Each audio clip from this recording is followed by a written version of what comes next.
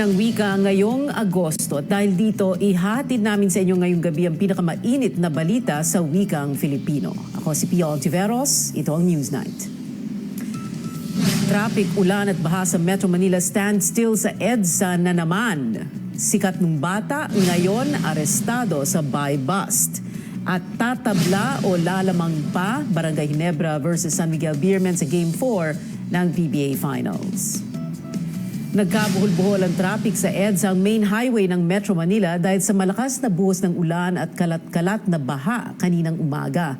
Ang dami-daming na late sa eskwela at opisina at tulad ng inaasahan, umabot hanggang hapon na naman.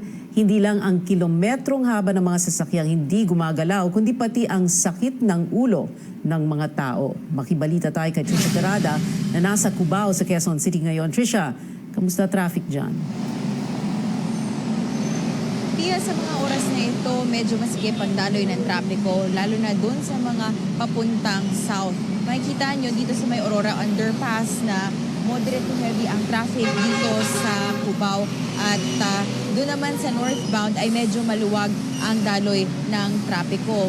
Medyo mas maluwag ito kumpara kaninang umaga na sobrang sikip nga ng usad trapiko. Dala na yan ng pagbabaha, nagdulot naman ng tuloy-tuloy na pag-ulan at dami ng tubig na hindi nga raw kinaya ng drainage system ayon sa MMDA.